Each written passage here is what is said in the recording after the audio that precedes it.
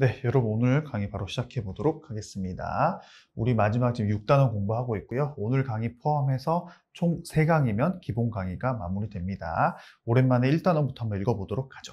1단원 행정법 통론이었고요. 2단원 행정작용법, 3단원 행정절차법, 4단원 의무이행 확보수단, 5단원 행정상의 손해정보, 6단원 행정쟁송 순서대로 공부를 해왔습니다.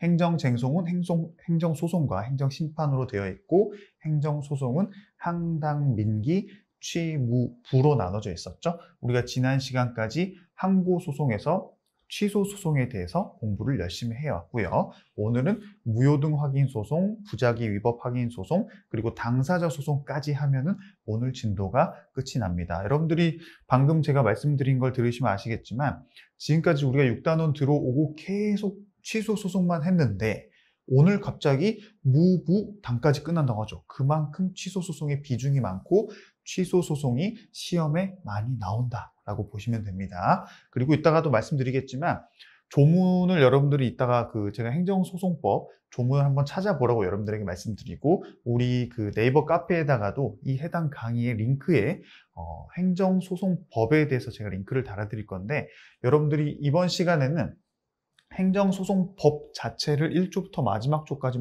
다 읽어볼 필요는 없고 그 큰 목차들만이라도 아니면 관련 조문들이 어떻게 구성되어 있는지를 한번 볼 필요가 있습니다. 실제로 우리 공부하는 것처럼 취소 소송에 대한 규정이 엄청 많고요. 엄청이라고 해서 100개 이상 되지도 않습니다. 한 20개 전후로 되는데 그리고 나머지 무부, 당, 민, 기는 이 취소 소송의 내용 중 필요한 내용만 준용을 하고 준용하지 않는 부분은 각각 몇 개만 새로 규정이 되어 있는 정도로 이 행정소송법이 구성을 하고 있기 때문에 여러분들 그 부분을 보면 왜 우리 책이 이렇게 비중이 되어 있는지 그때는 좀 확실하게 아실 수 있을 것 같습니다. 자, 오늘 417페이지고요. 기타 항고소송이라 그래서 취무부 중에 무효등 확인소송 나갈 차례입니다. 아까 말씀드린 것처럼 취소소송 규정이 준용되는지 여부를 중심으로 목차를 구성했다라는 거 참고해 주시고요. 자, 첫 번째, 항고소송에서도 무효등 확인소송의 뜻은 행정청에, 이건 똑같아요. 행정청은 똑같습니다. 피고는. 그러면 뭘 가지고 다투냐?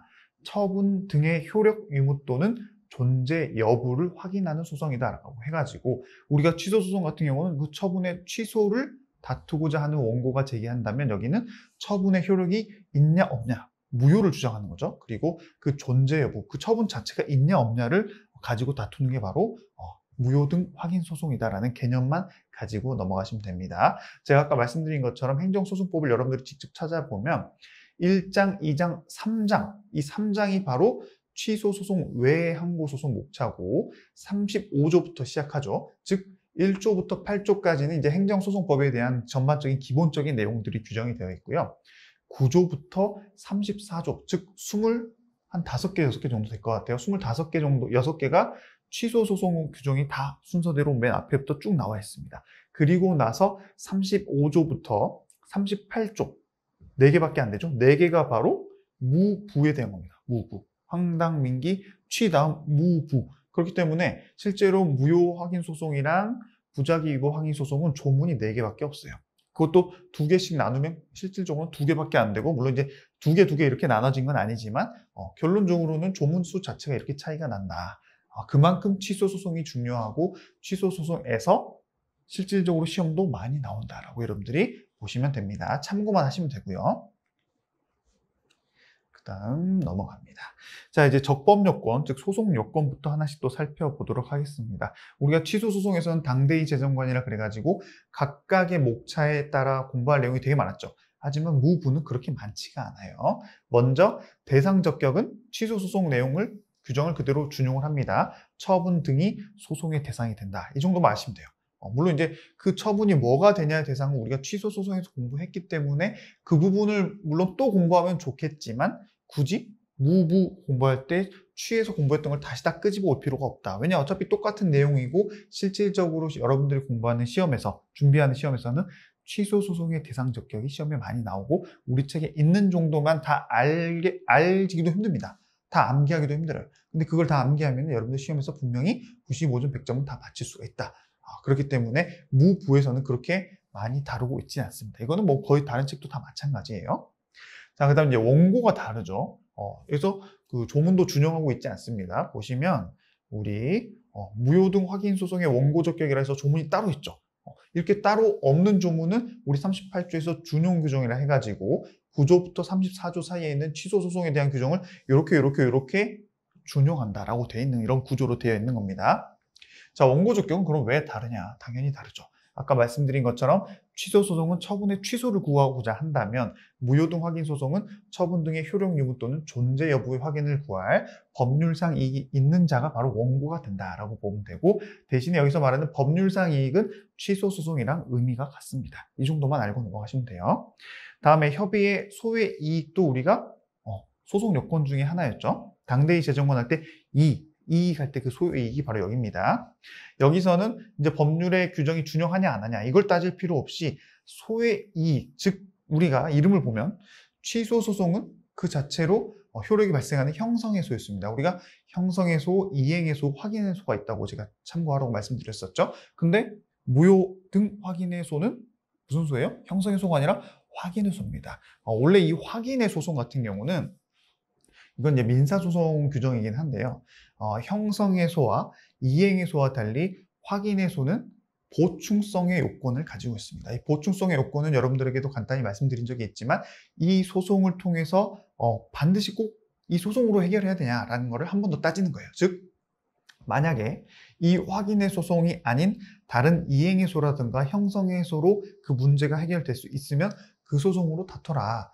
그게 바로 확인의 이익을 따지고, 그래서 만약에 이 확인의 소가 아니라 다른 소송으로 그 문제를 해결할 수 있으면 그때는 소의 이익이 없다. 보충성 요건이 통과되지 못한다. 이렇게 표현하는 겁니다. 근데 예전에는요. 무효등 확인의 소송도 어찌됐건 확인의 소송이기 때문에 이런 보충성을 요건으로 봤어요. 하지만 지금은 바뀌어서 보지 않습니다. 그렇기 때문에 여러분들이 지금부터 말씀드리는 결론만 기억하시면 돼요. 무효등 확인 소송도 확인의 이익, 즉 보충성이 요구되는지에 대해서 예전의 판례는 보충성이 필요했다. 그렇기 때문에 만약에 이 문제가 이 무효등 확인의 소송이 아니라 다른 소송으로 해결될 것 같으면 그 소송으로 다퉈라. 이 소송으로 다툴 게 아니다라고 입장을 취했지만 전원 합의체 판결, 이건 이제 대법원에서 기존의 원래 판례가 있었겠죠? 그거를 뒤집었다는 뜻으로 보시면 됩니다. 기존의 대법원의 입장을 뒤집어서 지금은 전원 합의체 판결, 바뀌었다는 거죠. 그 판결을 통해서 불요설, 보충성이 필요가 없다라는 걸로 바뀐 겁니다. 예를 들면 이런 겁니다. 무효인 조세 부과 처분을 내가 다투고 싶어요. 근데 실질적으로 조세 체납 처분이 있었고 내가 세금을 냈죠. 근데 그 조세 처분이 잘못된 거를 내가 따지고자 하는데 취소가 아니라 무효일 정도로 하자가 심각했을 때 무효등 확인 소송을 제기하고 싶은데, 예전에는 야 네가 무효등 확인 소송을 제기하려는 이유가 뭐야? 그러면 여러분들 뭐겠어요? 내가 돈 낸 거 다시 돌려받으려고. 그러면 너 민사소송으로 조세를 다시 반환받으려면 부당이득 반환 소송을 제기하면 되지. 굳이 무효등 확인 소송을 왜 제기해? 너 보충성 요건 없으니까 너 민사소송으로 부당이득 반환 소송 제기해. 이건 안 돼. 이렇게 해왔다는 거죠. 하지만 지금은 무효인 조세 부과 처분에 대해서 세금을 납부한 사람이 부당이득 반환 청구 소송 등 실질적으로 권익을 구제받고자 다른 소송을 제기해서 무효를 거기서 주장해가지고 구제받을 수 있다 하더라도, 민사소송에서 무효를 주장하면서 돈을 돌려받을 수 있다 하더라도 조세 부과 처분의 무효 확인 소송을 독립된 소송으로서 제기할 수 있다라고 지금은 바뀌었다는 겁니다. 아시겠죠? 요 내용이 실질적인 예다라고 보시면 됩니다. 그래서 행정소송법 제35조에 규정된 무효등 확인을 구할 법률상 이익이 있는지 여부를 판단할 때 행정처분의 유무효를 전제로 한 이행소송 등, 이게 아까 제가 말씀드렸던 민사소송으로 다툴 수 있는 그런 것들을 따질 필요가 없다? 없다. 그런 직접적인 구제수단이 있는지 여부는 따질 필요가 없다라는 게 지금의 전원합의체 판결로 인해서 바뀐 대법원의 입장이다. 이 정도만 알고 넘어가시면 충분합니다. 자, 그리고 밑에도 마찬가지예요. 만약에 사업 양도 양수에 따른 허가 관청의 지위 승계 신고 수리가 있었는데 실질적으로 내가 개인적으로 다른 사람에게 내 사업을 양도하지도 않았음에도 불구하고 행정청이 그거를 승인을 했어요. 신고를 수리해 줬어요. 그럼 무효죠. 근데 내가 이 지위 승계 신고 수리에 대해서 무효 확인 소송을 제기하고 싶은데 옛날 같았으면은 민사 소송으로 네가 무효를 받아와라. 무효 확인 소송을 그렇게 하면 되는데 지금 그런 거 따질 필요가 있다 없다? 없다. 그래서 사업의 양도행위가 무효라고 주장하는 양도자는 민사쟁송으로 양도 양수행위의 무효를 구함 없이 곧바로 허가관청을 상대로 해서 행정소송으로 위 신고수리 처분의 무효 확인을 구할 법률상 이익이 있다라는 그 결론만 잘 기억하시면 됩니다.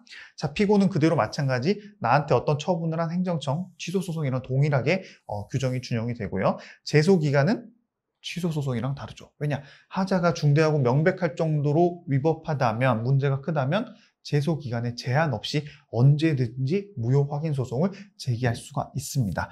단 무효 선언 등을 구하는 취소 소송은 제소기간을 적용하죠.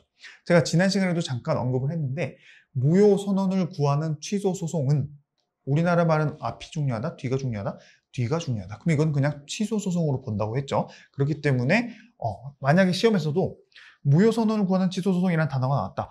그럼 무효를 선언을 구한다 했기 때문에 이거 무효 확인 소송이냐? 이게 아니에요. 뒤에 있는 취소 소송으로 그냥 보면 됩니다. 실질적으로는 무효 사유가 있는데 취소 소송을 제기했다 보시면 돼요. 그랬을 때 바로 무효 선언을 구하는 취소 소송으로 봐서 실질적으로 취소 소송은 제소 기간이 있었죠? 90일 1년? 그렇기 때문에 이거랑 이거는 전혀 다르다. 그렇죠? 무효동 확인 소송은 제소기간 적용이 없습니다. 2년이든 3년이든 지나도 상관없이 하자가 심각하기 때문에 소송을 제기할 수 있다. 잘 기억하시고요. 자, 그럼 행정심판 전치주의. 우리가 행정심판을 제기할 때 원칙은 임의적으로 제기한다고 했었죠. 즉 행정심판을 거치지 않아도 행정소송을 제기할 수 있다. 하지만 예외적으로 개별법에서 이런 경우에는 행정심판을 반드시 거쳐야지만이 그 뒤에 행정소송을 제기할 수, 이게 이제 예외라고 했었죠. 그럼 무효동 확인소송도 마찬가지냐? 그렇지 않습니다. 무효동 확인소송은 제소기간도 제한이 없었죠. 마찬가지로 행정심판 전치주의도 필요적 전치주의가 적용되지 않습니다. 왜냐? 하자가 중대하고 명백하기 때문에 행정심판 거치지 않아도 바로 그냥 소송 바로 올 수 있는 겁니다. 그 정도로 하자가 심각하다고 보시면 돼요. 자, 개별법에서 예외적인 행정심판 전치주의를 규정하고 있다 하더라도 무효 확인 소송에서는 필요가 없다는 거 기억하시고요. 역시나 마찬가지로 단 무효 선언을 구하는 취소 소송. 이건 그냥 취소 소송이라 했습니다. 그럴 때는 예외적으로 행정심판 전치주의가 적용된다라는 거 기억하시고요.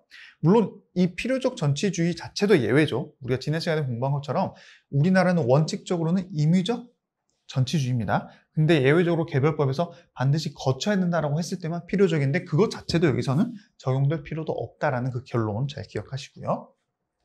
자, 관련 청구 소송의 이송과 병합은 취소 소송의 규정을 다 준용하고 있습니다. 이런 내용들은 크게 중요하진 않은데 한 번씩 읽어보면은 무효 확인 소송과 관련 청구 소송이 각각 다른 법원에 계속되고 있다. 그러면 그 관련된 청구 소송을 지금 행정소송이 계속되고 있는 여기로 갖고 올 수 있다 했어요. 관련 청구 소송을 무효등 확인 소송이 계속된 적법한 그 법원에 이송하거나 병합할 수 있다는 거. 취소 소송이랑 똑같고요. 소의 변경도 역시나 마찬가지로 준용하고 있습니다. 특히 이제 소 종류를 변경하는 경우 제소 기간을 언제 기준으로 보냐라는 게 이제 취소 소송에서 논점이 됐었죠. 우리 396페이지에서 봤는데 역시나 마찬가지로 소 종류는 항고 소송 안에서 취무부인데 취를 제기했다가 무로 바꾼다거나 무를 제기했다가 취로 바꾼다거나 아니면 항고 소송 중에 하나를 제기했다가 당사자 소송을 바꾸는, 그게 바로 소 종류의 변경이죠. 그럴 때는 제소 기간 준수를 소송을 중간에 바꿨다 하더라도 맨 처음 소송 제기했을 때를 기준으로 제소 기간을 잘 지켰는지 그 기준으로 본다라고 했던 내용이 바로 이겁니다. 자, 그리고 우리가 집행 부정지 원칙 기억나시죠? 내가 어떤 처분으로 당장 뭔가를 못하게 됐다 하더라도 그 처분에 대해서 내가 취소 소송을 제기한다고 한들 그 처분의 집행효가 스탑된다 안 된다? 안 된다. 그대로 처분은 진행된다. 그렇기 때문에 내가 뭘 제기해야 돼요? 집행정지 제도로 집행정지 신청을 해야 된다고 했었죠. 여기도 마찬가지로 그 규정이 준용이 됩니다. 무효등 확인의 소송의 제기는 내가 무효등 확인 소송 제기했다 하더라도 그 처분은 계속 효력이 유지가 된다고 했어요. 처분 등의 효력이나 그 집행 또는 절차의 속행에 영향을 전혀 주지 않기 때문에 우리가 집행정지 신청을 해야지 의미가 있다는 거고요. 민사집행법상 가처분 또 가집행 이런 거는 우리가 항고소송에서는 전혀 의미가 없다고 했습니다. 그 대신에 우리가 집행정지를 신청할 수 있다고 했었죠. 그거 기억하시고요. 397페이지에서 같이 봤던 논점입니다. 그리고 소송에 참가하는 것도 취소소송의 그 규정을 준용하고 있다. 그 내용만 잘 기억하시면 돼요. 자, 그리고 무효등 확인 소송의 심리는 역시나 직권심리주의라 그래서 변론주의가 원칙이긴 하지만 행정소송이기 때문에 법원이 직권으로 증거조사도 할 수 있다는 거 취소소송이랑 동일합니다. 그리고 입증 책임이 좀 다르죠. 취소소송과. 취소소송 같은 경우는 403쪽에서 행정청이 나한테 위법한 처분을 했습니다 라고 주장하면 행정청이 반대로 아닙니다. 이거 우리가 적법한 근거가 있고 그 근거대로 처분을 한 겁니다. 처분의 적법성을 주장하고 입증을 해야 됐어요. 행정청이. 하지만 무효등 확인소송은 하자가 훨씬 취소보다 크죠. 그렇기 때문에 원고가 그 행정처분에 존재하는 그 하자가 중대하고 명백하다는 것을 주장하고 입증까지 해야지만이 이길 수가 있습니다. 이게 좀 달라요. 잘 기억하시고요. 그리고 위법 판단 기준시는 역시나 취소소송과 동일하게 처분시를 기준으로 그 당시 처분의 하자가 중대하고 명백한지를 그 기준점으로 잡고 판단을 하는 겁니다. 자, 행정심판에 대한 기록 제출 명령 똑같이 취소소송 내용 준용하고 있기 때문에 바로 넘어가고요. 기타 심리에 관한 여러 원칙은 그대로 무효 확인 소송에서도 똑같이 취소소송과 동일하다라는 것만 기억하시면 되고요.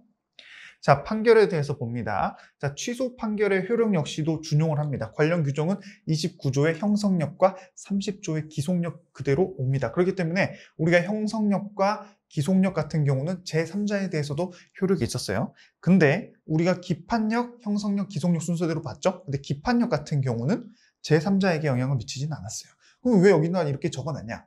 기판력은 행정소송법에 규정이 있다 없다? 없다. 근데 법적 안정성 때문에 당연히 생겨나는 효력이다라고 했었죠. 그렇기 때문에 제가 기판력을 따로 빼놨고 기판력에서는 제3자에게 효력이 미치지 않는다라는 거 한 번 더 여러분들에게 기억하시라고 말씀드리는 겁니다. 물론 이 무효등 확인 소송에서 기판력 제3자 이거를 따지는 문제가 많이 나오진 않아요. 하지만 여러분들이 논리적인 그 원리의 프로세스는 확실히 좀 기억하시라고 제가 말씀을 드린 겁니다. 그리고 제3자의 소송 참가와 재심 청구 역시도 관련 규정이 다 준용하고 있다는 거 기억하시고요. 그리고 간접강제 규정은 준용하고 있지 않습니다. 간접강제가 뭐였죠? 우리가 거부 처분에 대해서 취소 소송을 제기를 해서 이겼을 때 행정청이 그 뒤에 재처분 의무가 있음에도 불구하고 안 하고 있으면 민원인이 원고가 신청을 따로 해가지고 재판부가 야 행정청한테 야 너네 우리가 거부처분 취소 소송 취소 그 재판을 내렸는데 왜 재처분 안 하니? 너희 재처분 할 때까지 손해배상금 계산해가지고 얼마씩 내놔 라고 하는 게 바로 간접강제라고 했습니다. 근데 무효등 확인소송에서는 그 간접강제 규정 자체를 준용하고 있지 않아요. 그렇기 때문에 실질적으로 무효등 확인소송은 간접강제가 없다. 우리가 만약에 무효등 확인소송에서 어떤 거부 처분에 대해서 무효임을 내가 판결을 받았다. 그럼에도 불구하고 행정청이 다시 원고가 원하는 재처분 의무를 하고 있지 않다 하더라도 간접강제 신청이 된다 안 된다? 안 된다. 그 이유를 판결에서는 이렇게 봤어요. 법원에서는 행정소송법 제38조 1항이 이건 이제 준용한다는 규정입니다. 같은 법 30조 2항을 준용한다고 규정하면서도 뭘 준용한다 했냐? 거부 처분에 대한 재처분 의무가 있는 그 규정 자체는 준용을 합니다. 무효등 확인 소송에서도. 그럼에도 불구하고 34조인 간접강제, 취소소송에서 간접강제 규정은 준용하고 있지 않아요. 그렇기 때문에 법률의 규정에 의해서도 재처분 의무는 인정됩니다. 무효등 확인 소송에서도. 하지만 그에 대해서 간접강제까지 허용되는 것은 아니다라고 법원에서 아예 딱 판결문을 내려놨습니다. 실제로 조문 내용도 그렇고요. 그렇기 때문에 우리가 무효등 확인 소송에서는 간접강제 준용하고 있지 않다라는 거 기억하시고요. 그 다음 사정판결, 우리 408페이지에서 봤었죠? 내가 실질적으로는 그 처분의 위법성을 입증을 했지만 그대로 해서 원고가 이긴다고 판결이 나버리면 공익적인 목적에서 큰 문제가 생길 수 있기 때문에 어쩔 수 없이 원고가 졌다라고 하면서 그 처분의 위법성은 따로 확인해주는, 졌지만 잘 싸웠다라는 판결이 사정 판결이었는데 무효 확인 소송에서는 사정 판결이 있을 수가 없습니다. 왜냐? 하자 자체가 너무 중대하고 명백하기 때문에 공익 이런 건 따질 필요 없이 그냥 그 효력을 없애버려야 돼요. 취소소송 같은 경우는 그 정도는 아니기 때문에 약간 행정청에게 유리할 수 있는 사정 판결을 내릴 수 있다면 무효등 확인 소송에서는 있을 수가 없습니다. 존치시킬 효력 자체가 없어서 사정 판결이 불가하다라고 해서 제가 여러분들이 이게 지금 공부할 때는 이게 간접강제가 뭐고 또 사정 판결이 뭔지를 개념을 제가 설명을 드리고 이 결론을 알려드리기 때문에 이해가 된다면 시험장에서는 나중에 물론 이제 헷갈릴 때는 그래, 사정 판결이 뭐였지? 그러면 논리를 생각해가지고 그러면 무효동 확인 소송에서는 안 되겠구나. 이렇게 해도 가능하지만, 물론 필요하다면 해야 되지만, 시간을 아끼기 위해서는 무간사 X라는 이런 두 문자를 좀 암기할 필요가 있습니다. 무효동 확인 소송에서는 간 X, 사 X, 무간사 둘 다 안 된다 라는 거에 바로 무간사 X고요. 이따 부사 X, 무간사 X, 부사 X 이렇게 제가 이제 에어라고 말씀을 드리는데, 부사 X는 뭐겠어요?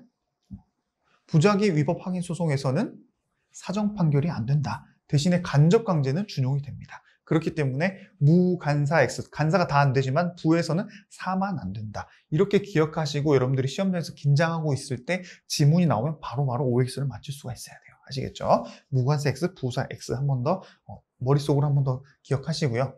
제가 그리고 취소소송 규정을 준용하고 있는 애와 있지 않은 애들을 이렇게 따로 목차를 나눠놨는데, 이거는 여러분들이 암기하시려고 하지 마시고, 제가 아까 그 링크 걸어드린 행정소송법에서 이런 애들은 실제로 준용하고 있구나, 준용하고 있지 않구나 라는 거를 제가 혹시 여러분들이 하나씩 다 찾아보실까봐 그냥 나열해 놓은 겁니다. 이걸 다 암기하실 필요는 없고, 준용하지 않는 것만 눈으로 한번 쭉 보세요. 방금 공부한 내용들이랑 다 관련이 있는 거거든요. 그렇게 참고만 하시라고 제가 이렇게 해놨습니다. 아까 이렇게 말씀드렸죠? 요 내용, 요 두 개의 내용들을 제가 특별히 저렇게 준용하고 있는 애들을 좀 많이 찾아 놓은 거예요. 참고만 하시고요. 자, 그 다음 취소소송과의 관계는 어떻게 되냐. 자, 취소소송과 무효확인소송이 병합이 가능하냐. 일단 취소소송이랑 취소를 청구하는 거랑 무효를 청구하는 거는 둘 다 동시에 된다, 안 된다? 안 된다 했었죠. 왜냐? 우리가 그 취소면 취소고 무효는 무효지. 취소임과 동시에 무효는 된다, 안 된다? 안 된다. 이게 바로 양자가 동시에 성립할 수가 없다라고 했었어요. 자, 그럴 때는 이 선택적 청구는 가능합니다. 청구는 뭐냐? 우리가 병합은 배웠었죠.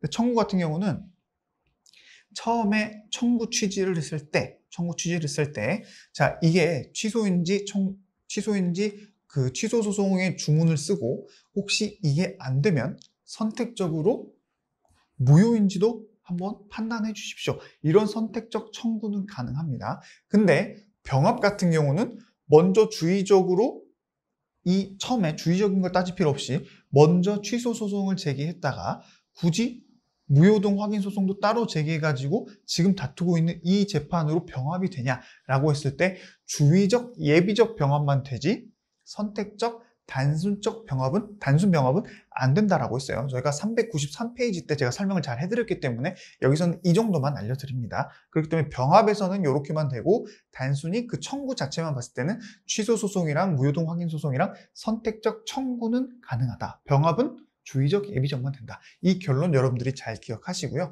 시험에 많이 나오진 않습니다만 약간 까탈스럽게 나올 때 이 논점이 나올 수가 있습니다. 자, 그리고 무효인 사유인데 굳이 취소 소송을 제기했다. 그럴 때 바로 제가 아까 말씀드린 것처럼 무효 선언을 구하는 의미의 취소 소송이다. 즉 취소 소송이라 보시면 돼요. 그죠? 무효 사유인데 취소 소송 제기했잖아요. 그럼 이건 취소 소송이라 보시면 됩니다. 그렇기 때문에 이럴 때는 취소 소송의 적법 요건, 소송 요건을 반드시 준수해야지만이 그 소송이 본안으로 넘어갈 수 있다는 걸 기억하시고요. 반대로 취소 사유인데 무효 확인 소송을 제기했어요. 그럼 인용될까요? 인용 안 되겠죠. 기각이 되겠죠. 그죠? 왜냐? 본안에 가서 이게 무효의 판결을 받을 수 있는 그 본안 판단을 했더니 그 하자가 그만큼 중대하고 명백하지가 않으면 본안에서 끝나는 거기 때문에 각하가 아니라 기각이라는 겁니다. 아시겠죠? 그 위의 내용은 취소 소송의 제기 요건을 갖췄다면 판례는 무효 확인을 구하는 소송에서 그 취소를 구하는 원고의 취지 자체도 포함은 되어 있다. 그렇기 때문에 따로 소송 변경 없이도 무효 확인 소송에서 취소 판결은 할 수 있어요. 하지만 아까 말씀드린 것처럼 요건을 갖추지 못했다. 즉 취소 판결을 받을 만큼의 하자도 없다. 그럴 때는 뭐다? 각하가 아니라 당연히 기각이다. 왜냐? 본안에서 그 하자 자체가 어느 정도인지를 다퉜기 때문에 그 본안의 결과를 받기 때문에 기각 판결로 가는 겁니다. 아시겠죠? 자, 이제 부작위 위법 확인 소송입니다. 벌써 무효등 확인 소송이 끝났어요, 여러분. 우리가 취무부 중에서 방금까지 무효등 확인 소송을 마무리를 했고요. 이제 부작위 위법 확인 소송으로 들어갑니다. 자, 부작위 위법 확인 소송은 우리가 계속 앞에서부터 본 것처럼 내가 어떤 처분을 신청합니다.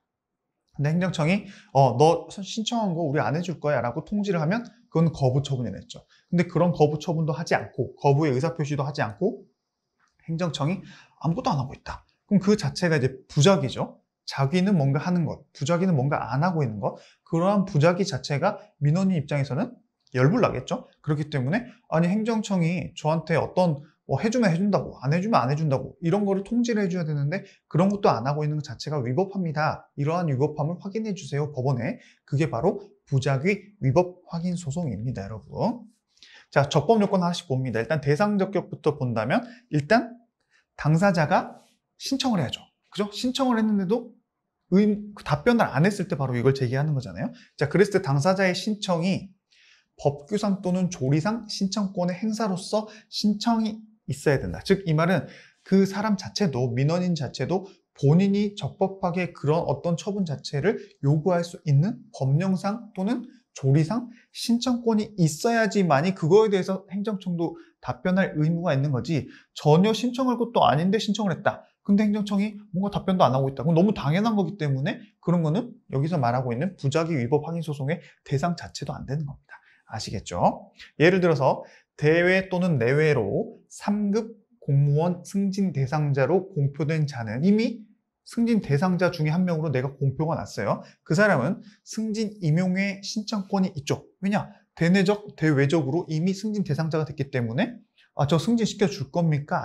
안 시켜줄 겁니까? 라는 거를 신청할 수 있는 거죠. 왜냐? 행정청이 뭐 그에 대한 대답을 안 하고 있기 때문에. 그렇기 때문에 이런 사람은 이에 행정청에게 저 승진해 줄 거예요, 말 거예요 물어봤을 때는 행정청이 해줄게, 승진 아니면 너 승진 안 될 것 같아, 이런 거에 대한 답변을 해줄 의무까지도 있는 겁니다. 그래서 실질적으로 당사자의 신청이 이런 신청이라면 그 뒤에 요건 중에 세 번째가 바로 일정한 처분을 해야 할 행정청의 법률상 의무가 발생한다 보시면 돼요. 그래서 실질적으로는 이런 애들이 하나하나 잘라지는 게 아니라 이게 있으면 얘네들도 같이 요건이 충족된다, 이런 개념으로 보셔야 됩니다.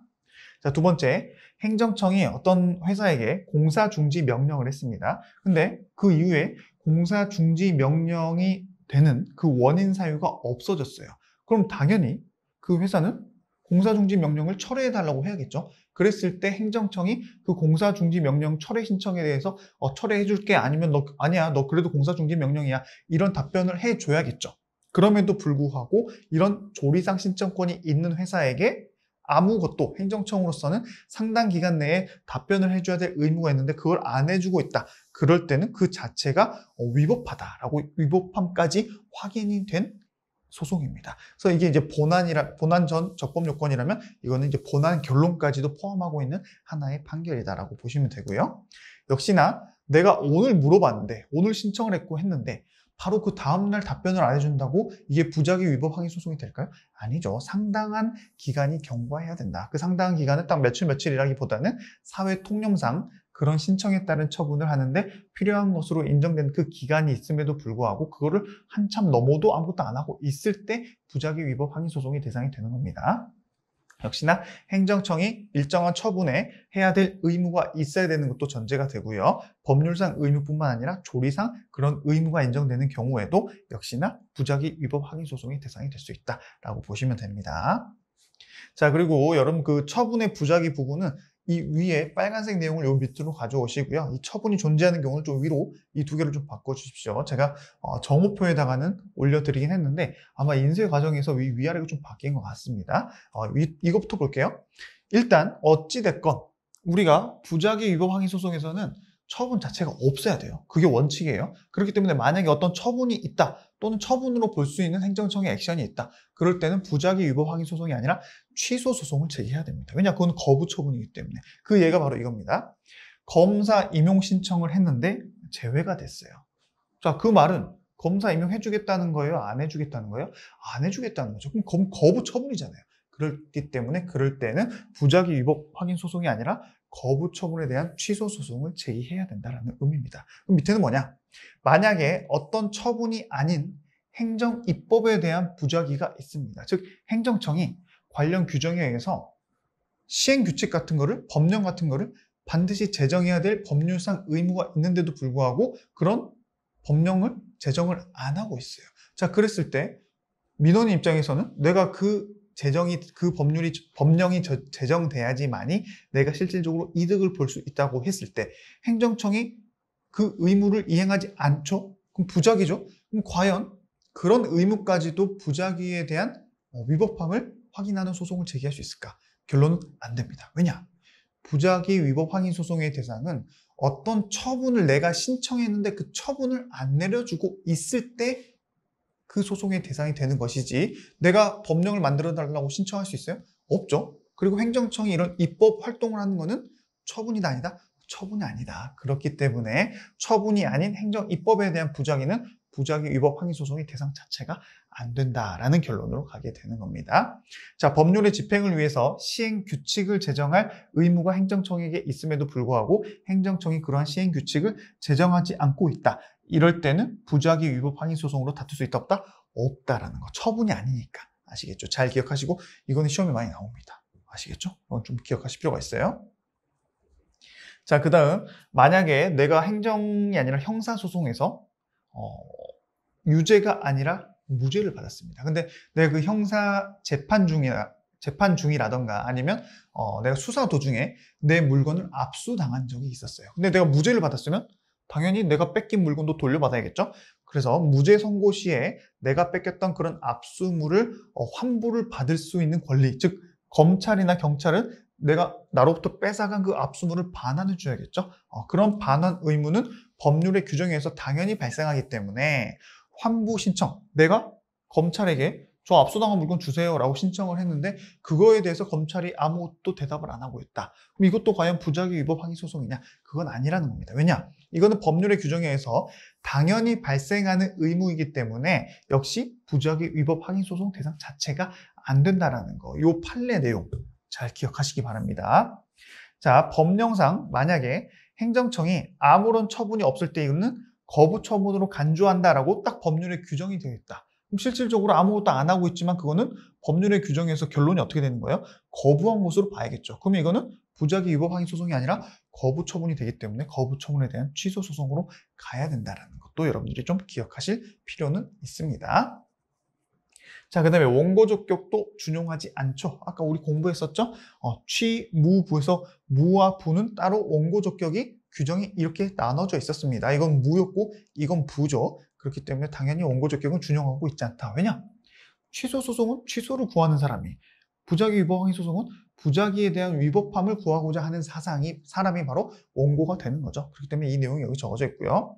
자, 처분에 신청을 한 사람이죠. 그렇죠? 내가 신청을 했는데도 불구하고 액션이 없으니까 하는 거죠. 그게 바로 여기서 말하는 원고적격이고요. 아까 우리가 봤던 것처럼 그 적법요건에서 그 처분을 신청할 수 있는 법률상 또는 조리상의 신청권이 있는 그 대상이어야 된다 했죠. 그래서 판례는 실질적으로 그 신청권을 이 부작위 위법 확인 소송의 그 개념 요소이자 원고적격으로 보고 있습니다. 그래서 다른 학설에서는 아까 우리가 책에서 본 것처럼 아까 어디서 봤어요?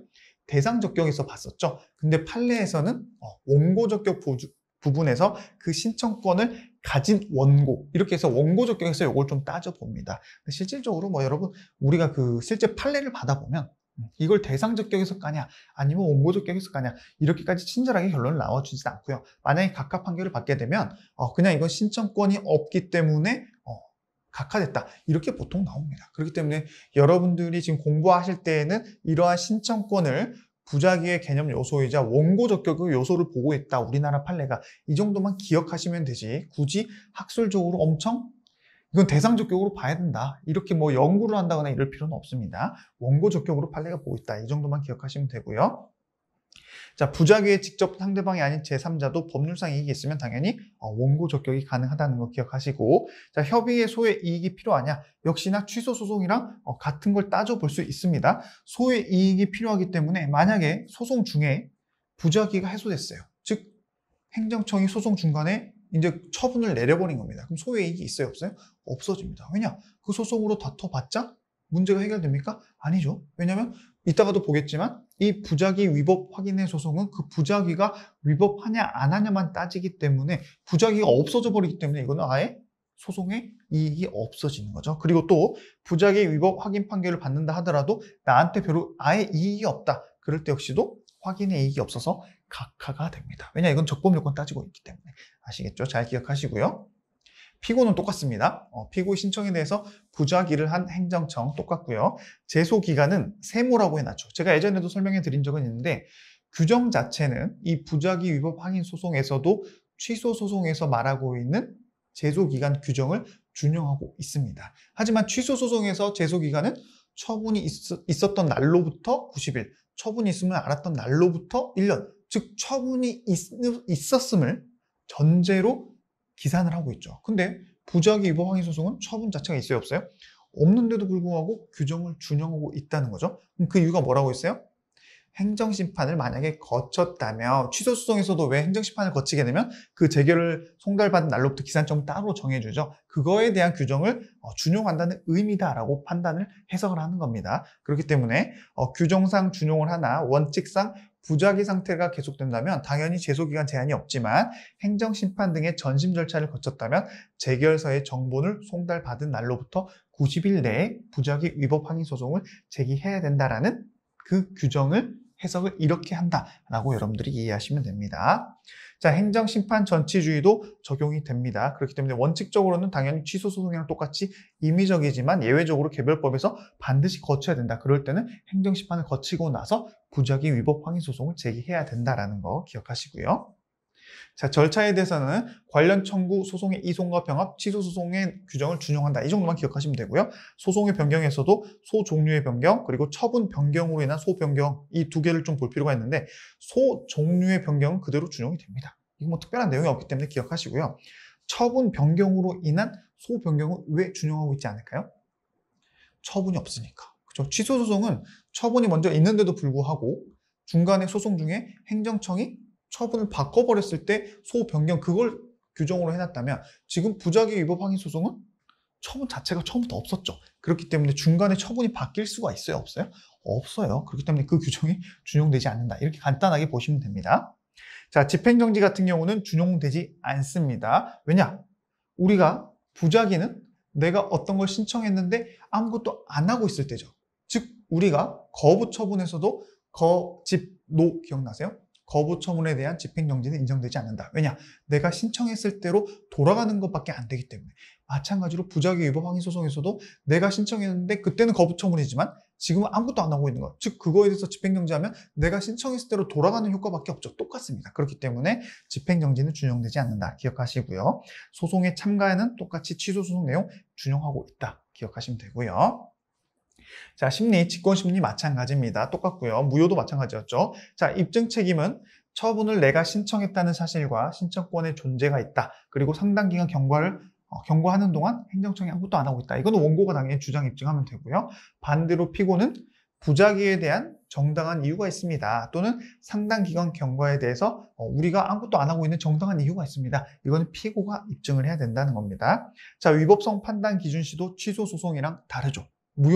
무효랑 취소는 다 처분 시였다면 부작위 위법 확인 소송은 역시나 처분 자체가 없기 때문에 처분 시라는 게 적용될 여지가 없는 거죠. 그렇기 때문에 결국에는 사실심 변론 종결시 기준으로 그 부작위 자체가 위법한지를 판단한다고 보시면 되고요.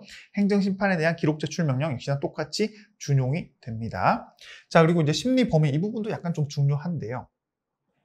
과연 아까도 잠깐 말씀드렸습니다만은 부작위 위법 확인 소송의 그 심리의 범위가 단순히 그 부작위를 하고 있는 행정청의 그 행위 자체가 위법하다, 위법하지 않다 이것까지만 볼 것인지 아니면 그거를 넘어서 결국에 원고가 이걸 신청하는 이유가 뭐겠어요? 원고가 바라는 내가 신청했던 거에 대해서 그거를 받아들이는 행정청의 처분을 바라기 때문에 원고가 이 소송을 하겠죠. 그럼 법원에서도 그 원고가 바라는 것까지 처분을 내려줘야 된다라는 것까지 심리를 해줘야 되냐? 이거에 대한 또 학설의 다툼이 있습니다만은 실질적으로 우리나라 판례는 부작위의 위법 자체까지만 법원이 판단할 수 있다. 이게 결론입니다. 아시겠죠? 이 적극설 같은 경우는 부작위의 위법뿐만 아니라 원고가 신청했던 그 특정 처분, 내가 원하는 처분을 신청했겠죠. 그 특정 처분의 의무까지도 행정청이 있냐 없냐 그 처분도 해줘야 된다. 이것까지도 판단해야 된다라는 견해가 바로 적극설이고요. 이 소극설은 부작위의 위법까지만. 그 부작위가 위법하다. 그럼 위법하다 이래서 끝나야 돼요. 원고가 청구했던 그 적극적인 특정 처분을 내려줘야 된다. 이거는 아예 판단 자체의 대상이 안 된다라는 겁니다. 그래서 판례는 부작위 위법 확인 소송은 부작위의 위법함을 확인함으로써 행정청의 응답을 신속하게 해서 부작위 내지 무응답이라고 하는 소극적인 위법 상태를 제거하는 것을 목적으로 한다라고 해서 소극설의 입장을 취하고 있고요. 신청의 대상이 만약에 기속행위였다. 즉 원고가 신청했던 게 법률 규정에 의해서 재량도 없이 그냥 이게 맞으면 무조건 해줘야 된다. 그런 기속행위였다면 행정청이 거부 처분을 한다 하더라도 기속력이 반하지 않습니다. 왜냐? 행정청은 실질적으로 그 기속 규정에 의해서 지금 우리가 위법 확인 소송에 있어서 위법함이 결정이 났어요. 그럼 당연히 행정청은 어떤 거를 해줘야 될 의무가 생겼죠. 근데 그 기속 규정에 의해서 결국에는 원고에게 거부 처분을 내렸어요. 그러면 우리가 보통 취소 소송 같은 경우는 우리가 원고가 보통 이 위법함 자체를 물론 이제 절차상 위법이냐 아니면 실체상 위법이냐 따져가지고 실체상 행정청이 이거는 원고의 처분을 받아줬어야 되는데 신청을 받아줬어야 되는데 받아주지 않았을 때는 처분이 인용되죠. 취소 소송이 인용되죠. 그럼 반드시 행정청은 원고가 원했던 신청을 받아주는 재처분 해줘야 됩니다. 그게 바로 기속력이었잖아요. 근데 부작위 위법 확인 소송은 기속력 자체가 어디까지만 반영이 된다? 그 부작위가 위법한 것까지만 반영이 되지 원고가 바라는 처분을 반드시 해줘야 된다는 것은 아예 소송 대상이 아니기 때문에 만약에 행정청이 기속행위로 인해서 원고가 신청했던 것을 거부하는 처분을 냈다 하더라도 기속력에 반하지 않기 때문에 전혀 문제가 되지 않는다는 뜻이 바로 이겁니다. 근데 반대로 아까 적극설 같은 경우는 그 부작위 위법 확인 플러스 원고가 하는 거 신청했던 거 들어줘야지 라는 내용까지도 기속력이 들어가기 때문에 부작위 위법 확인 소송의 인용 판결에 실질적인 기속력이 인정되게 되는 결과가 여기서는 나올 수 있다는 겁니다. 아시겠죠 여러분? 요거 두 개 구분할 필요가 있고 간혹 시험에 좀 나오는 편이고 또 나올 가능성은 언제든지 있다고 봅니다. 잘 기억하시고요. 자, 판결 제3자요 준용합니다. 아까 제가 무효동 확인 소송에서 말씀드렸던 그 내용대로만 기억하시면 되고요. 기속력, 적극적 처분 의무 있습니다. 행정청은 판결의 취지에 따라서 이전의 신청에 대한 처분을 반드시 해야 된다라는 규정은 있고요. 이때 신청에 대한 처분은 부작위 상태의 해소이기 때문에 거부 처분도 가능하다. 이 내용이 여기 나와 있는 거죠. 그렇죠? 방금 설명 열심히 드렸던 내용이 여기 있습니다. 그리고 간접 강제는 준용합니다. 그렇죠? 부작위 위법 확인 소송 자체가 내가 원하는 걸 아예 아무것도 액션 취하지 않기 때문에 우리가 부작위가 위법이 확인됐다. 그럼 일단 처분 자체는 무조건 내려야 돼요. 그게 원고한테 유리하든 불리하든 상관없이. 근데 또 아무것도 안 하고 있다. 그럴 때는 간접 강제가 있을 수 있습니다. 준용해요. 실질적으로 규정도. 근데 사정 판결은 준용할 수 없죠. 그래서 제가 아까 말씀드린 것처럼 무관사 X, 부사 X입니다. 무효는 간접 강제는 준용 안 했었죠. 근데 부는 간접 강제는 준용하기 때문에 무관사 X, 부사 X다. 사정 판결은 역시나 존치시킬 효력이 있는 행정행위 자체가 없었죠. 그러니까 부작위 위법 확인 소송이었잖아요. 그렇기 때문에 사정 판결도 있을 수가 없다. 왜냐하면 사정 판결은 원래 내렸던 처분 자체를 유효하게 해주는 거잖아요. 물론 위법함은 확인됐지만 근데 여기서는 아예 부작위를 위법하는 거기 때문에 위법함을 확인하는 거기 때문에 애초에 처분 자체가 없다. 그렇기 때문에 사정 판결도 있을 수가 없다. 이런 논리를 기억하시되 시험장에서는 무관사 X, 부사 X로 빨리 답안을 찾아가시라고 말씀을 드립니다. 역시나 이런 규정도 여러분들이 참고하시면 되고요. 자, 드디어 당사자 소송으로 넘어갑니다. 우리가 항당민기 취무부에서 이제 항고 소송 끝났어요. 취무부 끝났습니다. 이제 당사자 소송으로 넘어왔기 때문에 환기를 한번 제대로 좀 시켜주시고요. 자, 지금까지는 그 항고 소송은 취소 자체를 가지고 뭔가 취소냐, 부작위 위법 확인 소송, 부작위 위법은 취소가 없었습니다만 어찌됐건 그 개념은 비슷하죠. 그리고 무효 확인 소송도 그 취소 자체를 효력을 없애버리기 위함이에요. 즉 취소 자체가 주인공이었습니다. 대상 적격이었어요. 당사자 소송은 같은 행정소송이긴 하지만 두 가지가 있는데요. 하나는 처분 자체가 아니라 그 처분 등을 원인으로 하는 법률관계. 예를 들면 세금 내라는 처분이 있으면 그 세금 내라는 처분 자체를 취소하고 싶다. 취소소송이죠. 근데 세금을 내라고 해서 내가 세금을 냈는데 그 세금이 취소사유다 또는 무효사유다. 그렇기 때문에 내가 원하는 뭐예요? 돈을 돌려받고 싶죠. 그럼 그 돈을 돌려받고 싶어 하는 거는 처분 등을 원인으로 하는 법률관계입니다.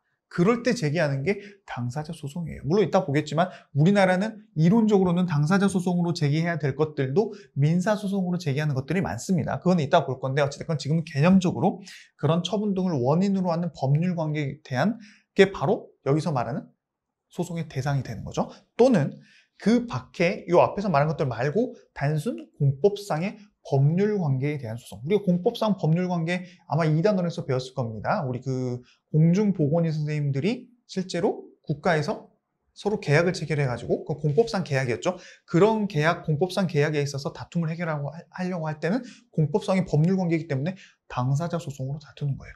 아시겠죠? 그런 내용들이 오늘 배울 내용이라고 보시면 되고요. 그리고 이제 피고가 지금까지 항고소송 같은 경우는 처분을 했던 행정청이 기본이었죠. 근데 여기는 법률 관계의 한쪽 당사자라 그래서 우리가 기본적으로 항고소송은 민원인이 원고, 행정청이 피고, 이건 픽스입니다. 근데 당사자 소송은 반대로 행정청은 아니더라도 공공기관이 원고가 되고 민원인이 피고가 될 수도 있어요. 즉 법률 관계의 한쪽 당사자면 무조건 원고나 피고가 서로 섞이더라도 다 가능하다. 그렇기 때문에 항고소송이랑 좀 다르다라는 걸로 여러분들이 기억하시면 됩니다.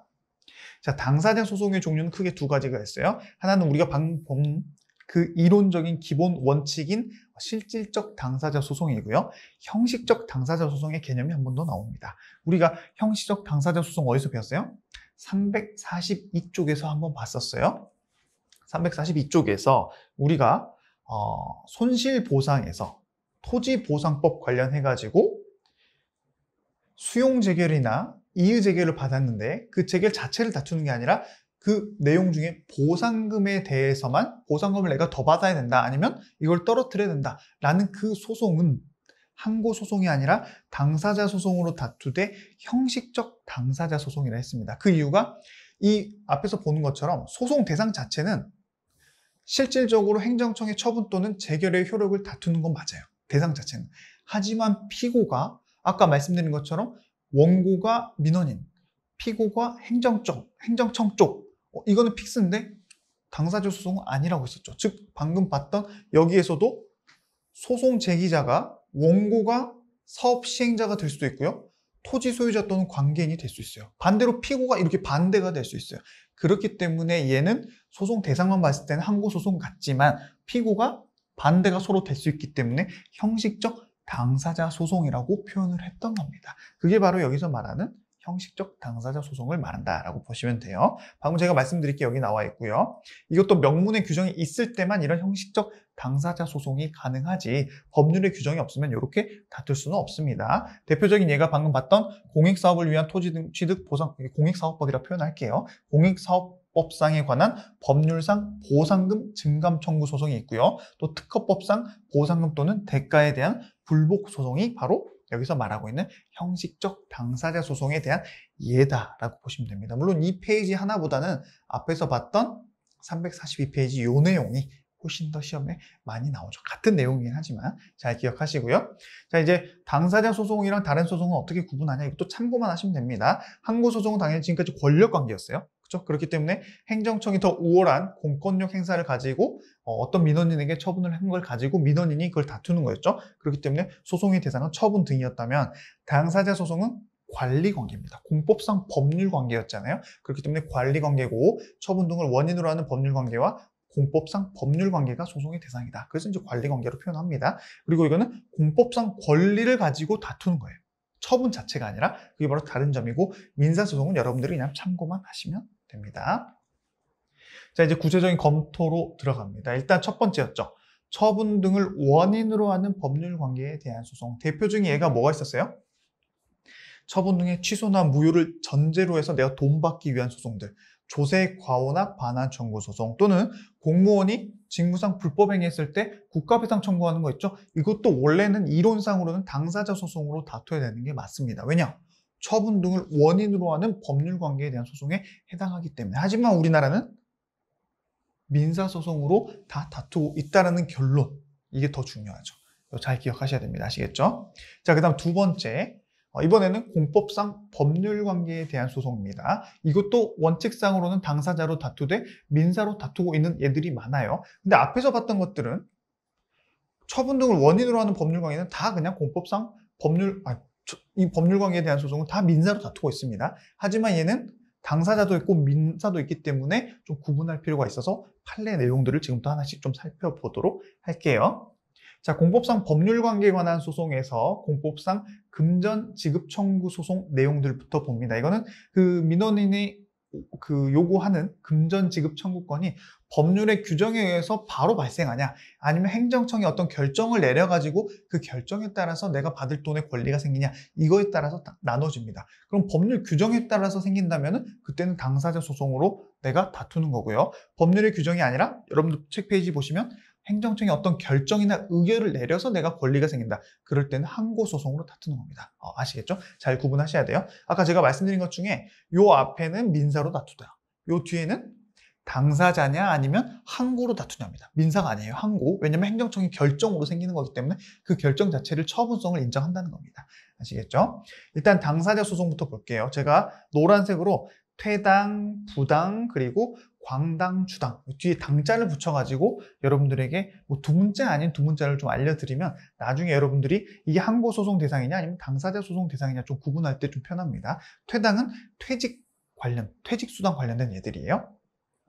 자, 법관이 명예퇴직수당을 받아야 되는데 미지급됐다. 이럴 때는 당사자 소송으로 다툽니다. 왜냐? 이 법관의 명예퇴직수당 자체는 법률의 규정에 의해서 직접적으로 바로 권리가 발생하기 때문이죠. 두 번째, 공무원 연금관리공단이 퇴직연금을 지급하는 사람이 있는데 지금까지 지급을 해왔다가 갑자기 공무원 연금법이 바뀌었어요. 그래서 퇴직연금 중 일부 금액의 지급을 안 해주는 그 통지를 당사자한테 내린 겁니다. 그러면 행정청이 자기들 내부적으로 결정해서 알려준 거예요? 아니면 법령 자체가 바뀐 거예요? 법령 자체가 바뀌었죠. 그렇기 때문에 그러한 지급 거부 의사표시는 공법상 당사자 소송을 통해서 이를 다퉈야 되는 겁니다. 중간에 법령의 개정이 들어갔다. 바로 당사자 소송이라 보시면 됩니다.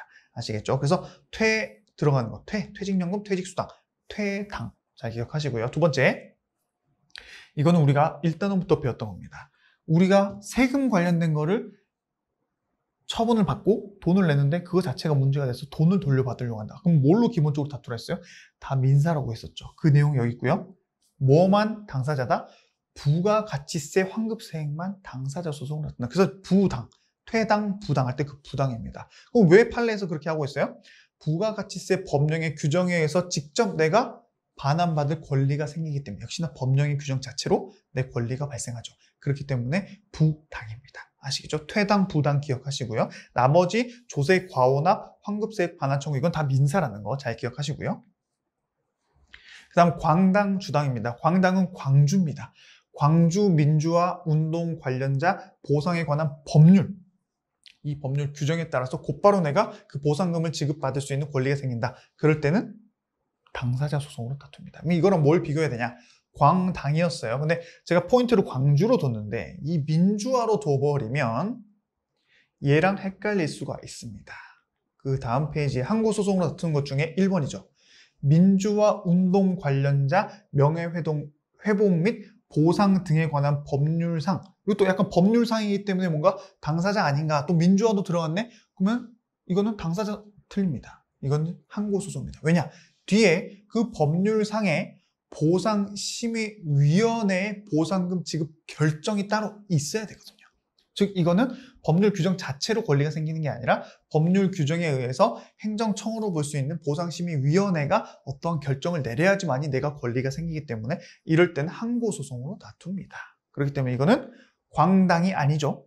광주 민주화할 때는 광당이지만 그냥 민주화 운동 관련자에 있어서 보상심의회 결정에 대해서 다툰다. 이거는 항고소송입니다. 그래서 제가 4번 판례랑 비교하라고 했어요. 이따가는 이거 바로 넘어갈 겁니다. 자, 그 다음 두 번째 광당 넘어갑니다. 주당입니다. 주당은 공익사업법에서 말하는 주거이전비 보상청구소송. 그래서 주거이전비 할 때 주가 바로 당사자 소송입니다. 왜냐하면 이 법률에 의해서 바로 주거이전비를 받을 수 있는 권한이 생기거든요. 그리고 이런 주거이전비 보상청구소송이랑 동일한 그 프로세스가 바로 이주정착금, 주거이전비 및 이사의 보상을 구하는 경우도 마찬가지로 당사자 소송으로 다툰다라고 기억하시고요. 광당, 주당 넘어갑니다. 밑에도 많이 있습니다. 자, 우리 하천구역 편입토지에 대한 손실보상 청구권, 그리고 국공익사업법상 농업손실보상 청구권. 자, 손실보상 기억나세요? 우리 국가배상 다음에 손실배상 배웠죠? 페이지 329페이지 손실보상에서 원래는 이런 손실보상도 다 민사로 다퉈왔는데 최근에 당사자 소송으로 보는 판례가 나타난다 해서 농선보, 하구편선보, 관어선보, 사패선보 이 네 가지 우리가 농하관사당 이렇게 제가 두 문자 알려드렸죠. 그 얘들이 바로 여기 두 가지가 추가가 되어 있는 겁니다. 추가가 아니라 반복 똑같은 내용이죠. 잘 기억하시고요. 자, 지방 소방 공무원의 초과 근무 수당을 내가 요구한다. 이럴 때도 관련 법령에 의해서 그 권리가 바로 생기기 때문에 당사자 소송으로 제기를 해야 됩니다. 혹시 여러분들이 나중에 소방 공무원이 돼가지고 초과 근무 수당을 못 받았다. 그럴 때는 항고 소송이 아니라 당사자 소송을 제기해야 된다는 거 기억하시고요.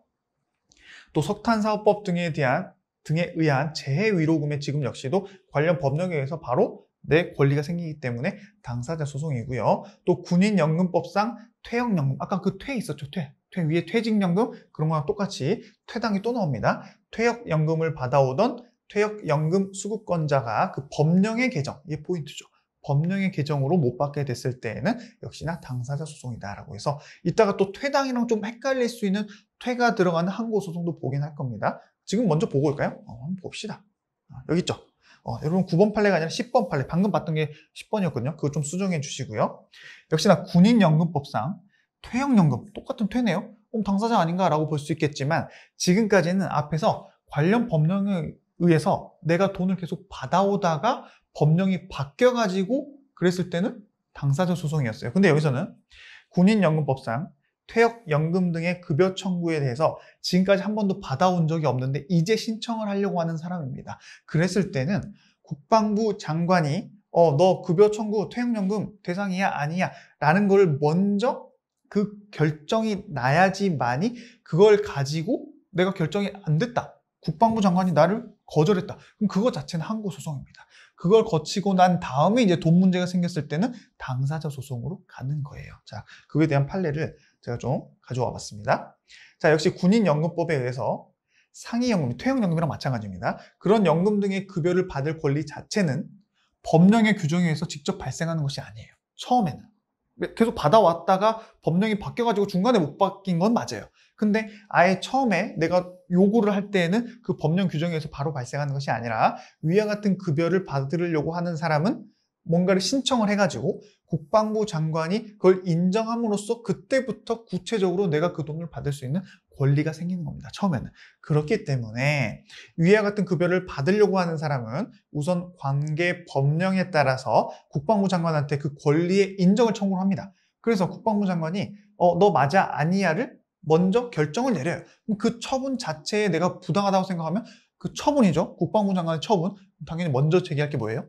항고소송을 먼저 제기해서 그 권리를 인정받고 그 다음에 비로소 당사자 소송을 통해서 이번에는 머니의 지급을 청구할 수 있는 겁니다. 그게 바로 여기서 말하고자 하는 판례의 포인트다라고 해서 그게 바로 올해 국가직에서 나왔던 시험이고 작년에 변호사 시험에서도 나왔다. 제가 말씀드렸죠. 변호사 시험에서 새롭게 나온 판례들이 국가직이나 지방직에서 좀 나오는 추세다라고 하는 게 바로 대표적으로 이 문제가 그 문제입니다. 잘 기억하시고요. 다시 앞으로 돌아가서 이것까지 봤습니다. 퇴당이긴 합니다만은 중간에 받아오다가 법률의 규정에서 변경됐다. 그럴 땐 당사자 소송. 처음부터 내가 받으려고 하는데 아직 결정 자체가 안 났다. 그거는 항고소송 거치고 나서 당사자로 넘어와야 된다. 결론 기억하세요. 자, 그 다음 11번입니다. 11번은 우리가 5단원과 관련돼 있어서 국가보상 부분에 있어서 좀 관련된 판례인데요. 만약에 국토계획의 이용에 관한 법률에 따라서 이제 사업 시행자가 그 어떤 구역을 이제 뭐 재개발을 하려고 합니다. 근데 그 재개발 그 땅을 사들일 필요는 없고 단지 그 기간 동안 사용을 하면 돼요. 근데 그 사용하려면 원래 주인에게 자, 저희가 이거 사용하려고 하는데 동의 좀 해주세요 라고 동의를 요청을 합니다. 근데 그 땅의 주인이 동의를 안 해줘요. 그랬을 때 관련 법령에는 사업 시행자는 그 일시적으로 사용하는 거에 대해서 땅 주인이 정당한 사유 없이 동의를 안 해주면 해당 토지의 소유자 등을 상대로 그 동의의 의사표시를 구할 수 있는 소송을 제기할 수 있는 규정 자체가 있습니다. 즉 법률 규정에 의해서 바로 그 동의를 구할 수 있는 권한이 생긴 거죠. 그렇기 때문에 만약에 이러한 공법상 의무를 민원이라 표현하면 그렇지만 땅 주인이 안 하고 있다. 그럴 때는 당사자 소송으로 다툴 수 있는 겁니다. 법률 규정에 의해서 바로 그 법률상 권한이 생기니까 그것도 여러분들이 좀 기억하실 필요가 있고 나름의 최신 판례이기 때문에 제가 가져온 겁니다. 자, 그 다음에 이번에는 항고소송으로 다투어야 되는 것들 아까 1번이랑 4번 봤기 때문에 2번이랑 3번만 봅니다. 자, 2번 공무원 연금 지급 신청에 대해서 그 법률 규정에 따라 바로 생기는 게 아니라 이를 거부하거나 일부 금액만 인정하는 행정청의 지급 결정이 중간에 거치게 되죠. 그럴 때는 당연히 그 결정 자체가 항고소송의 대상인 처분성이 있어가지고 항고소송으로 다투어야 된다. 위에 2번 판례랑 좀 비교하실 필요가 있고요. 다음 지방계약직 공무원이 보수가 깎였다. 그러면 보수를 깎인 것 자체가 법률 규정 때문에 깎인다? 아니다. 중간에 징계 절차가 있기 때문에 깎인다. 징계 절차 자체가 처분성이 인정되죠. 그렇기 때문에 보수 삭감 행위 조치는 항고소송이 대상이 되는 처분에 해당한다라고 해서 이런 애들은 겉으로 봤을 때는 우리가 공법상 법률 관계처럼 보이긴 하지만 중간에 행정청의 어떤 처분이 들어가기 때문에 항고소송으로 다퉈야 된다는 결론으로 기억하셔야 됩니다. 시험 많이 나오는 애들 위주로 반드시 기억하시고요. 4개밖에 안 되죠. 자, 아까 봤던 내용이기 때문에 바로 넘어갑니다. 자, 그 다음에 이제 공법상 계약 등이라는 하나의 또 목차로 넘어가면 아까 말씀드린 것처럼 우리가 공법상 계약이면 그걸로 인해서 다툼이 발생한다. 그럼 일단 당사자 소송이 원칙입니다. 예를 들면 서울특별시 무용단 단원의 해촉에 대해서 내가 계속 일하고 싶었는데 해촉당했다. 그럼 당사자 소송으로 다투는 거예요. 왜냐 공법상 지위 자체를 다투는 거니까. 아까 말씀드렸던 공중보건위도 마찬가지입니다. 자, 그 다음에 공법상의 신분이나 지위, 권한 등을 확인하고자 할 때도 역시나 당사자 소송이 원칙입니다. 그래서 여러분 4번부터 보면 공무원이 내가 공무원 지위가 있냐 없냐라고 다툴 때는 공법상 자신의 지위 확인이죠. 그렇기 때문에 당사자 소송으로 다투는 거고요. 또 도시 및 주거 환경 정비법상 재건축 조합을 상대로 그 관리 처분 계획안에 대해서 그 조합 총회 결의가 있었냐 없었냐에 따른 효력을 다투고자 한다. 공법상 지위나 권한을 다투는 거죠. 그렇기 때문에 요거는 당사자 소송으로 다툰 겁니다. 자, 조합 총회 결의의 효력이 처분성이 있습니까? 이게 어떤 처분입니까? 아니죠. 결의의 효력이기 때문에 역시나 당사자 소송입니다. 근데 요걸 좀 포인트로 기억할 필요는 있어요. 하지만 이런 조합 결의의 효력을 다투고자 하는데 관리 처분 계획안에 대해서 인가나 고시가 있다. 그게 인가나 고시가 생겨버렸다. 그럴 때는 이제 항고소송으로 제기해야 됩니다. 왜냐하면 인가 고시 자체로 인해서 처분성이 발생해버렸기 때문에 이때는 항고소송을 제기해야지 이 조합 총회 결의를 효력을 다투는 것은 의미가 없다라고 기억하시는 거 사실 앞에서 배운 내용입니다. 그 다음 도시재개발법에 의해서 그 재개발 조합을 상대로 조합원의 자격 인정 여부 조합원으로서 자격이 있냐 없냐 처분성 있어요? 없죠. 조합원의 자격 자체를 다투는 거기 때문에 공법상 지위를 다투는 거기 때문에 이거는 항고소송입니다. 하지만 밑에 보시면요. 재개발 조합을 상대로 하되 이번엔 조합원이 아니라 조합장이나 조합원의 지위를 다툰다. 이럴 때는 여러분 민사소송으로 다툽니다. 이건 좀 예외적이에요. 그렇기 때문에 앞에서 봤던 것처럼 제가 여기다가 적어놨죠. 간부들은 그 지위를 다툴 때는 민사로 다투되 단순 조합원은 당사자 소송, 원칙상 당사자 소송으로 다툰다는 거. 이게 좀 다른 포인트입니다. 잘 기억하시고요. 그 다음 KBS에 위탁받은 한국전력공사의 방송 수신료 통합 징수 권한 확인. 공법상 권한 확인이죠. 우리가 실질적으로 KBS에 한 달에 얼마씩 내는 거 있죠. 근데 그게 KBS에서 돈 걷어갑니까? 아니죠. 우리 전기세 낼 때 한전에서 걷어갑니다. 근데 그 한전에서는 KBS로부터 권한을 위임받았기 때문에 그럼 실질적으로 한전이 KBS에 이런 권한을 위임을 받았냐? 공법상 권리죠. 그렇기 때문에 이런 것도 당사자 소송으로 다툰다는 거 기억하시고요.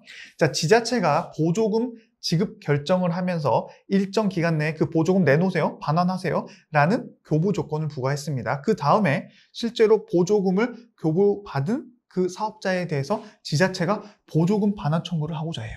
자, 그러면 공법상 계약을 체결했죠. 그 계약의 내용 중에 하나가 보조금 나중에 돌려주라는 거였죠. 그렇기 때문에 그 내용에 대해서 나중에 다툼이 생겼다. 당사자 소송으로 다툰다라고 여러분들이 기억하시면 됩니다. 올해 7급에서 나온 적이 있어요. 작년이네요.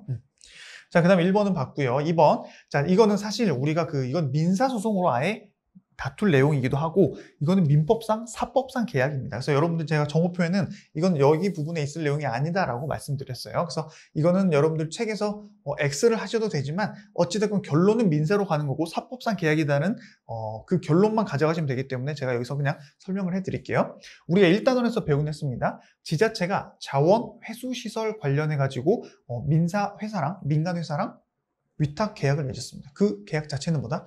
사법상 계약이다. 그 결론 하나라. 당연히 사법상 계약이기 때문에 문제가 발생하면 행정소송으로 다툴 게 아니라 민사소송이 대상이 되는 거죠. 그것만 기억하시면 됩니다. 포인트는 지자체가 자원 회수시설 위탁계약. 이건 그냥 사법상 계약이고 다툼은 민사소송으로 다툰다. 요것만 포인트로 기억하시면 됩니다. 아시겠죠? 그 다음 공법상 제거 청구권, 판례는 민사소송으로 물건에 관한 방해의 제거, 정정 보도 등을 청구할 수 있도록 해놓은 그 민사 판례로 보고 있다. 이건 그냥 참고만 하시면 됩니다. 자, 당사자 소송의 이제 요건에 대해서 하나씩 볼 건데, 앞에서 봤던 내용이 당사자 소송의 실질적인 포인트입니다. 그래서 우리가 당사자 소송이 이제 대상 적격에 대해서 좀 자세히, 그래서 대상이 되냐 안 되냐를 봤던 게 지금까지 봤던 공부 내용이고요. 여기는 이제 원론적인 내용으로 돌아가는 거예요. 자, 대상 적격은 앞에서 본 것처럼 행정청의 처분 등을 원인으로 하는 법률 관계와 그 밖의 공법상 법률 관계다라고 해서 앞에서 우리 자세히 봤죠, 판례들. 그 내용이고요. 자, 원고 적격 및 협의의 소의 이익은 당연히 준용하지 않습니다. 이거는 취소 소송을 준용하진 않고 민사소송법이 준용이 되는 거예요. 그죠? 왜냐? 아니, 원고 적격 준용은 당연히 처분 등의 취소를 구하는 건데 여기는 지금 처분 갖고 다투는 게 아니죠. 처분 자체를 갖고 다투지 않잖아요. 그렇기 때문에 준용하지 않는다는 거고요. 이행소송이 있을 수 있고 확인소송이 있을 수 있습니다. 당사자 소송에는 이런 두 가지 종류가 다 있을 수 있다는 것만 기억하시면 되고요. 피고 역시도 취소소송이랑 다르죠. 그렇기 때문에 준용하고 있지 않다. 왜냐? 국가나 공공단체 그 밖의 권리 주체가 피고가 되고 또 피고가 원고가 될 수도 있기 때문에 피고 적격에 대해서 준용하지 않는다는 거 기억하시고요. 피고를 바꾸는 규정 자체는 준용이 됩니다. 자, 관할도 준용이 된다는 것만 기억하시면 되고요. 제소기간은 준용하지 않습니다. 그래서 밑에 문제 보시면요. 공법상 권리가 소멸하지 않는 한 제한 없이 제기할 수 있어요. 왜냐? 행정소송법상 당사자 소송은 뭐 언제로부터 언제까지 제기할 수 있다 이런 규정 자체도 없고요. 하지만 법령에 다른 개별법의 제소기간이 만약에 정해져 있다. 이럴 때는 그거를 불변기간으로 지킬 필요는 있다라는 결론까지만 기억하시면 됩니다. 자, 행정심판 전치주의도 당연히 준용하지 않습니다. 근데 예외적으로 이거는 뭐 그 판례 중에 하나인데요. 시험에 나온 적은 없습니다만 제가 봤을 때 나올 가능성 좀 있어 보여요. 주의적 청구와 예비적 청구를 병합하는 소송에서 주의적 청구는 당사자 소송이라 하더라도 예비적으로 병합된 청구가 취소 소송이라면, 항고 소송이라면 이럴 때는 전심 절차가 갖춰져야 됩니다. 왜냐? 병합이 되면 어찌됐건 하나의 재판부에서 판단을 할 수 있다는 가정이 들어가는 거죠. 병합이 되면. 그렇기 때문에 이럴 때는 주의적 소송 자체가 당사자 소송이라 하더라도 예비적으로 병합된 게 항고 소송이면 전심 절차에 대한 그 규정은 적용될 여지가 있다는 거 잘 기억하세요. 자, 당사자 소송의 절차는 거의 끝났습니다, 여러분. 집행정지에 대한 내용 준용된다, 안 된다? 안 된다. 우리가 앞에서 취무부는 하나씩 좀 봤었죠.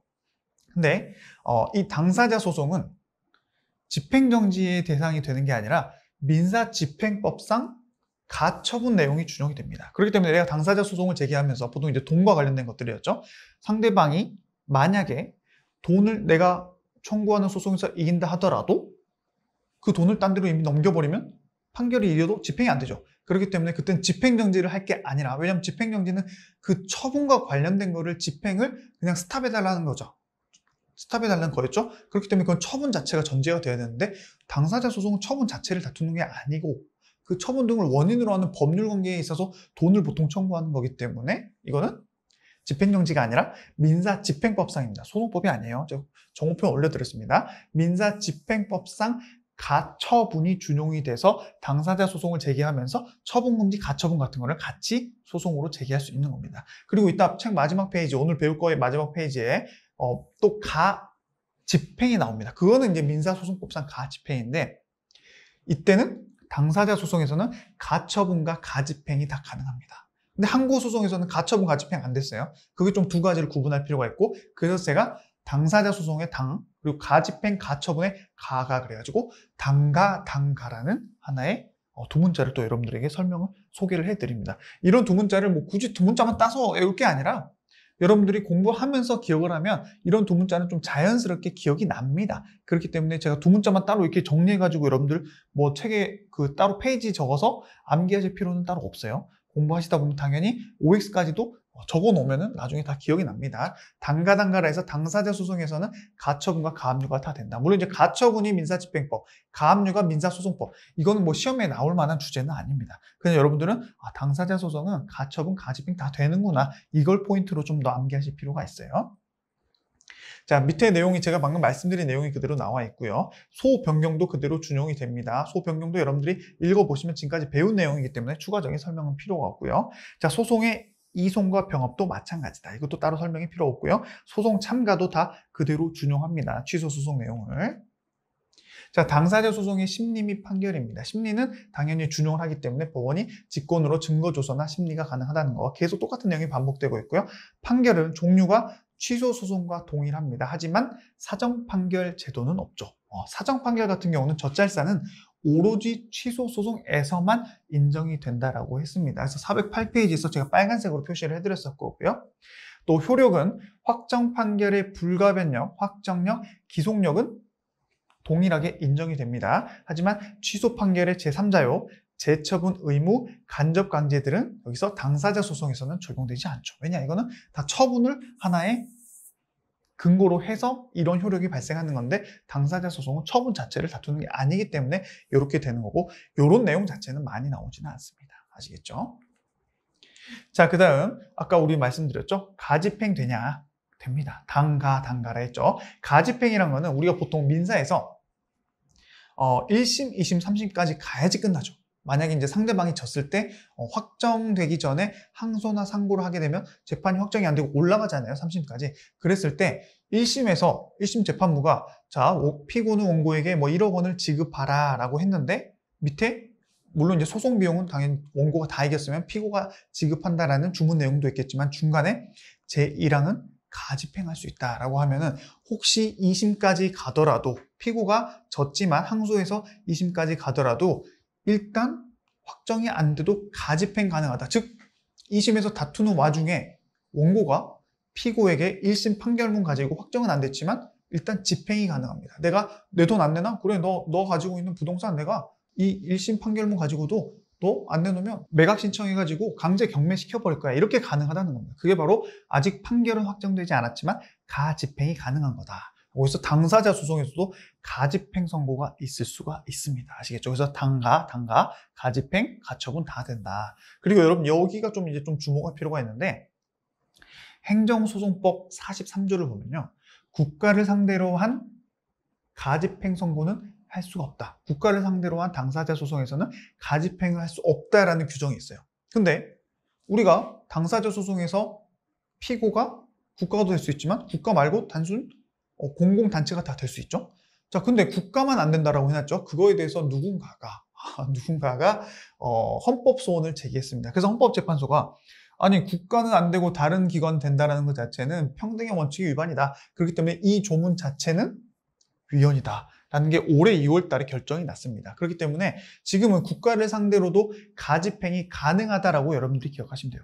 결론은 그냥 당사자 소송에서는 국가든 뭐든 상관없이 다 가집행 되는구나 이렇게 기억하시면 됩니다. 그리고 실제로 대법원에서도 당사자 소송에 민사소송법 규정이 준용되기 때문에 가집행 선고할 수 있다라는 판례가 99년도부터 있어 왔어요. 그렇기 때문에 여러분들은 지금 기억하실 게 당사자 소송에서는 그냥 전부 다 가집행 선고가 피고가 누구든 간에 상관없이 가집행 선고도 가능하구나 이것만 기억하시면 됩니다. 그래서 가집행은 사실 민사소송법이고요.